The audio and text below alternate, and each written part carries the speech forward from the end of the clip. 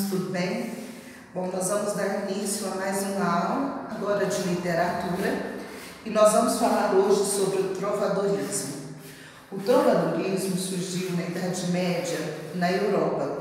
Nasceu na França, na Península Ibérica, ali por volta do século XII, mais ou menos. Depois se espalhou para Portugal e para a Espanha. Bom, falando de Portugal, é a primeira manifestação literária que temos em solo efetivamente português. Inclusive foi nessa época que também se deu a consolidação de Portugal enquanto um país.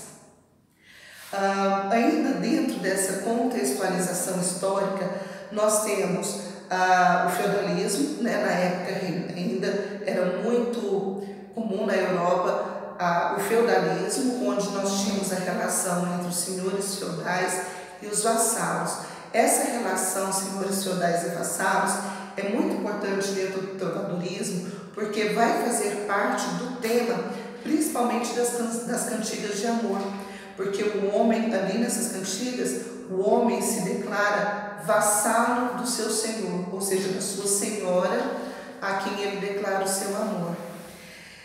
Também temos nessa época muito forte o teocentrismo, né, o domínio da Igreja Católica ali em toda a região europeia, né, a partir da Península Ibérica, mas se disseminando por toda a Europa, né, então o teocentrismo é muito forte. E nós temos principalmente também essa manifestação literária dentro das cortes portuguesas. Afinal de contas, era entre os nobres que se davam a maioria dos trovadores no território português.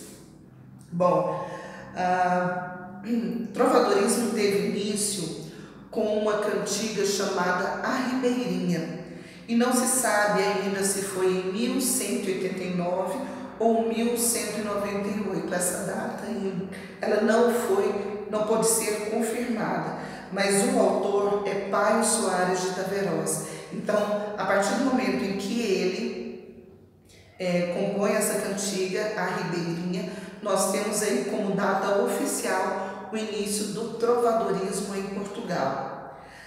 As composições trovadorescas, elas se dividem em dois grupos, as líricas e as satíricas. As composições líricas, elas se dividem em cantigas de amor e cantigas de amigo. E as composições satíricas se dividem em cantigas de escárnio e cantigas de maldizer.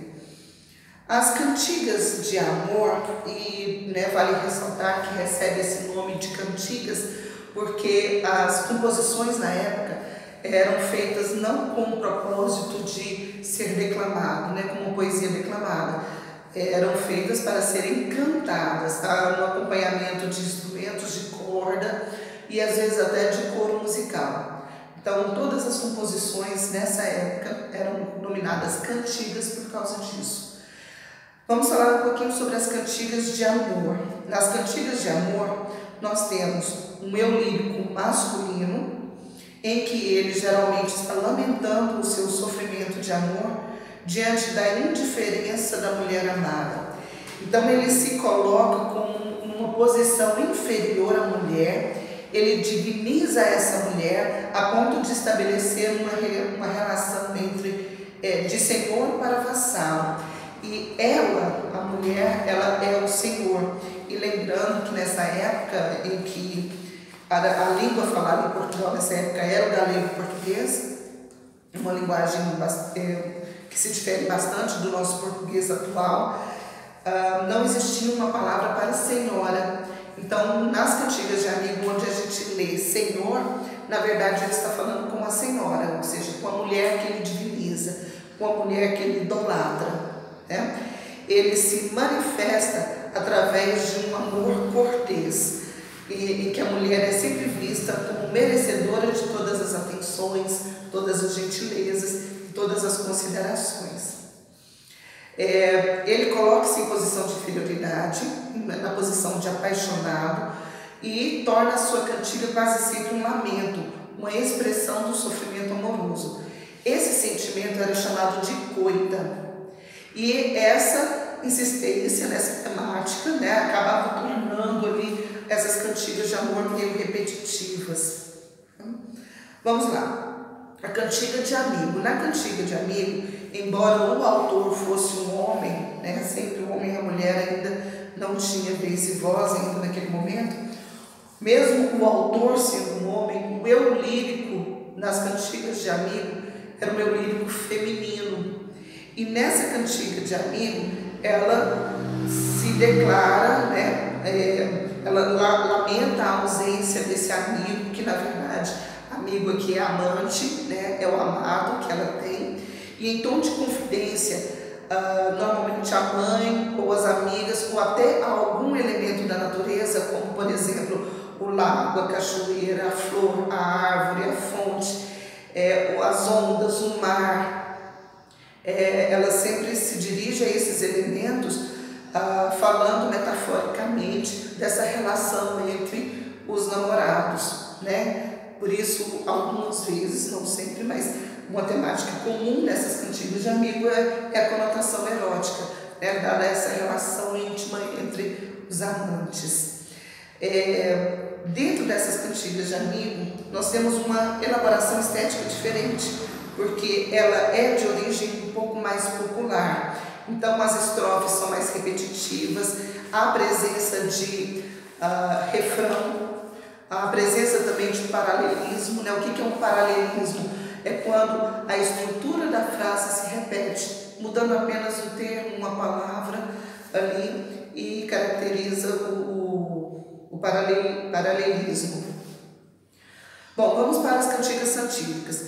As cantigas de escárnio era usada para fazer crítica para alguém, através da zombaria, através do sarcasmo.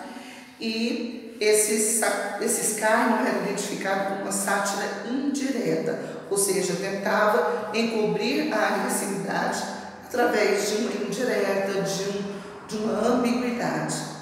As cantigas de maldizer, elas eram já consideradas como sátira direta, ou seja, não havia esse recurso de camuflar a intenção, de camuflar a crítica. A crítica nas cantigas de maldizer eram críticas diretas, claras, e muitas vezes usavam palavras de baixo calão, ou seja, as pessoas criticadas por seus comportamentos políticos, sexuais, nobres traidores, compositores incapazes, rivais amorosos, era sempre feito de forma ofensiva e direta.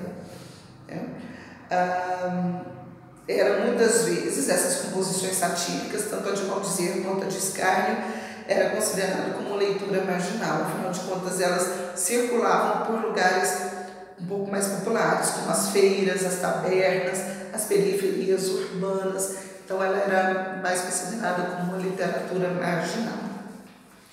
Bom, vamos falar um pouquinho sobre alguns termos dessa época, né? É chamado de cancioneiro a coletânea de textos coletados nessa época. Bom, nessa época, os trovadores, aqueles que compunham as cantigas, eles não as registravam, eles compunham para serem cantadas. Então, o registro dessas cantigas era feito por estudiosos, por historiadores na época ou próximo a essa época, que foram recolhendo ali o registro dessas cantigas. Então, é chamado de cancioneiro essa coletânea de textos dessa época. Os principais artistas trovadores. O trovador, que era compositor, cantor e instrumentador, pertencente à nobreza. Ele pertencia a uma categoria superior devido à sua qualidade cultural. O segrel era nobre ou fidalgo inferior ou em decadência, compositor e cantor, geralmente andarilho profissional, ou seja, vivia do trabalho. O jogral era um artista de origem popular, de pouca cultura, raramente compunha, às vezes era bailarino e servia aos senhores feudais para distrair a corte ou ao exército. O menestrel é um artista de origem popular, limitava-se a apresentar as composições alheias nos castelos e nos feudos onde trabalhava. Os principais autores são Paio Soares de Taveroz, aquele que compôs a cantiga A Ribeirinha, que deu início ao trovadorismo, Temos o Dom Diniz, que foi o maior trovador da época, tá? Ele compôs a sua coletânea é composta de 138 cantigas, tá? Ele constitui a obra mais rica e interessante do trovadorismo peninsular. O João Garcia de Guilhade e o Martim Codales. Então, são esses os principais autores dessa época, os principais trovadores. E é isso, meninos. Vocês vão encontrar todo este conteúdo que eu cuidadosamente planejei e selecionei na atividade que já está na agenda de vocês. Espero que vocês estudem com bastante atenção e respondam aos exercícios. Ok? Muito obrigada.